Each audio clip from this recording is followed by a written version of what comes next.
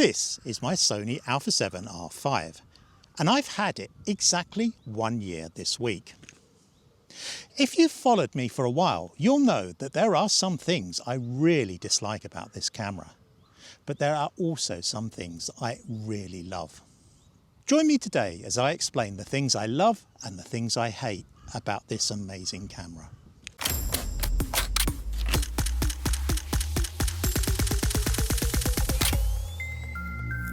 Now, those that have followed me for a while will know that I've done a video about this before, the dislikes of this camera. That was shot while I was touring Southeast Asia, and there were 6 general things that I disliked. One of them was the need to go into the menu system to change between NTSC and PAL, or in other words 25 frames per second or 30 frames per second. That's a real annoyance, particularly if you're in a place where generally you're shooting, for example, 30 frames a second, but you go into a room where the electricity is at 50 hertz and you need to drop that down to 25 frames a second to stop the flickering. It's just a real annoyance. The viewfinder cutting off when you close the back screen is another annoyance. As are the picture profiles. I find them very useful but extremely clumsy to implement. But there are a few other things that kind of annoy me about this camera, so let's get into those first of all. And the big one, and I've mentioned this in a recent video, is the 30-second shutter speed. You can't get that shutter speed down below 30 seconds unless you use bulb or an intervalometer. That to me is crazy. On my previous Fujis I could do 2, 4, 6 and 8 minute exposures without any issues, and I could bracket those exposures. On the Sony I need to use the app and the bulb setting and manually stop the camera at the right time. That's just odd. There are some of the most advanced consumer electronics in the world in this camera. Why can you not have a shutter speed of longer than 30 seconds? If you know the answer to that, let me know in the comments, because I just find that really bizarre. The menu system is confusing, and I know it's better than previous models. I've not had a previous model, but I've seen many references to the fact that it is much better. However, it is extremely odd the way it's laid out. There are very often related items that are scattered over various sections of the menu, so it's not logical. Even just formatting your cards can be a bit of a chore, delving into the menus, trying to remember which menu it's in. It's just odd. The menu system could be a lot simpler. Yes, I know it's a complicated camera, but it doesn't feel as if it's been well thought out. The picture profiles still drive me nuts. It's still very easy to put, for example, a still photo into S-Log. Why would you even attempt to shoot photos in an S-Log, a video color profile? That's just a very strange thing, and it's kind of easy to do, particularly if you've set up custom modes and you move between one and the other. For example, if I'm shooting video on a custom mode and I move back to photos and I don't change my settings, I can quite easily leave that photo mode in S-Log, and vice versa. You can apply other picture profiles to video. It just doesn't seem very consistent and very easy to use. Now, the image stabilization on this is outstanding. It is absolutely amazing. But again, the complications of it, I've had to set the image stabilization up to one of the FN buttons because it's very difficult to work out what mode you're on, what mode you need. You've got active stabilization, which of course crops in. Now, if you're on that, you're actually cropping into your image. You've got your regular optical stabilization combined with your sensor stabilization. It's difficult to work out if you can switch one on the camera and one on the lens on and off. It's just very, very complicated. As I say, I've got it set up for an FN button, but I still find it a bit of a pain in the backside to actually deal with. So if you're enjoying this video, and indeed you've watched other videos of mine, a subscription would be really fantastic. It really helps me to help grow this channel, to go out and do more videos, not just like this, but the compositional videos, the technique videos, and the many other types of videos I do about photography. A subscription would really, really help me. So I've talked about the dislikes, but this is a fantastic camera. There is no denying it, and I've been blown away by many aspects of this camera. Now, the first one, and I did a whole video about this not so long ago, is this magical screen, this articulating 4-dimensional screen that just gets into whatever position you want it to be in. It's absolutely fantastic. I'm not going to blabber on about it here. I've done a video about it. I'll leave a link for that in the description, but it is really a game changer for me. And secondly, and I've done a video about this as well, is the low light capability.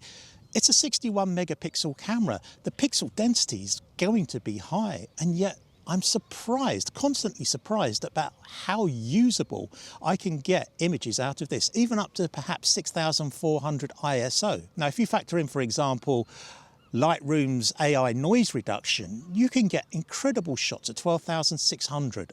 Absolutely amazing, clean shots. So I'm really impressed with the low light capability of what is a high megapixel camera. It's a decent video camera. Now, I came to this from the Fuji system, and I had the XH2, which is their photocentric, but it still had extremely good video. Is the video quality out of this as good? No, probably not. But is the video good enough for what I do? YouTube, stock video? Absolutely it is. And yes, there is a problem with the rolling shutter. There's a 61 megapixel sensor. It's not a stack sensor. So if you're doing whip pans and stuff like that, yes, you're going to get rolling shutter. But I don't do that sort of stuff. Most of my stuff is much more sort of slower. It's less run and gun. I shoot some stuff from a gimbal, but I don't do an awful lot of quick moving video.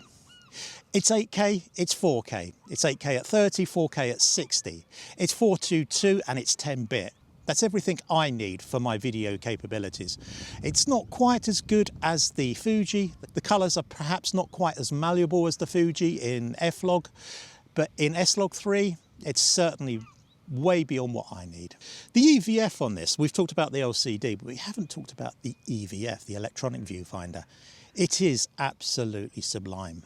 I've not used any digital mirrorless camera with an EVF that's good as this. Is it as good as a live viewfinder? Of course it's not, no. But it's by far the best EVF I've ever used on any mirrorless camera. It's 9.4 million pixels, it's bright, it's clear. There is an issue, of course, if you get into low light, where the high quality settings on the viewfinder will start it lagging quite a lot as well.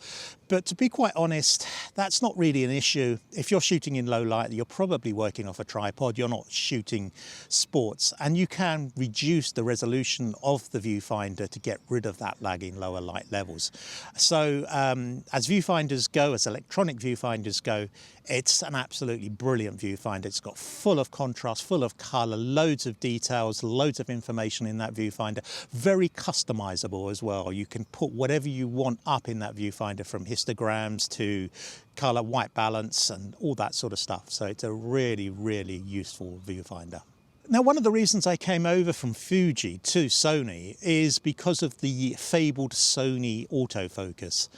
And it's been everything I expected, particularly when I'm doing YouTube videos with this camera. Before, when I used the Fuji XH2, it used to drive me nuts. I would position the autofocus points on me, and yet it would still hunt in and out. I would use eye detection and it would still hunt in and out. And it's very subtle but really annoying. You can't see it easily on the screen. You only see it when you get back to your computer and you see it on the larger screen. It pulses in, it pulses out. It feels like it's never 100% in focus. With this, yes, you can screw up, but generally if I'm shooting, for example, a YouTube video and I use a wide area focus mode, it will lock onto me 100% and it will not depart from me. It's really good. It means I'm not reshooting videos all the time, trying to get the thing in focus, and I can concentrate on what I want to say and getting the shot right first time. It really is an important aspect of the reasons I bought this camera. Autofocus 100%. We can't talk about the Sony a7R without talking about the image quality. And it is absolutely incredible.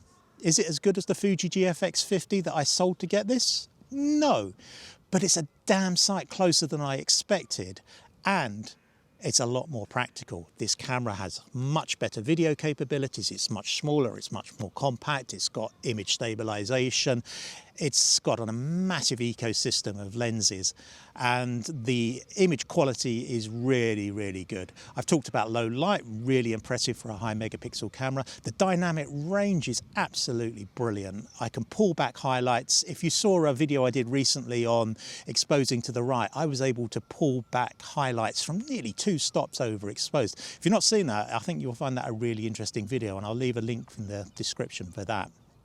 So image quality is, of course, what you really buy a camera for. And on this camera, it's been absolutely brilliant. I've been blown away by it. Its images are so malleable and they've really, really impressed me. And at the end of the day, despite all the foibles that I've talked, the little annoyances and the crazy menu systems and the 30-second exposure restriction, it's image quality that counts. It's image quality that we photographers are looking for in a camera. So do I regret buying it? Not one little bit. I don't regret leaving Fuji. I don't regret buying this camera. It was more expensive. I still have to get quite a lot of lenses. My lens lineup is still a little bit limited, but I am so happy with the images that I've been getting from this camera. So are there any quirks about the Sony a7R V that you have that really annoy you? Or indeed, what's the standout feature of this camera for you? Let me know in the comments below. And if you've enjoyed this video, a thumbs up would be fantastic and a subscription would be even better. It's getting cold here in South Shields by the beach. It is summer, but it is cold, so I'm going to head off and get a cup of coffee, and I will see you in the next one.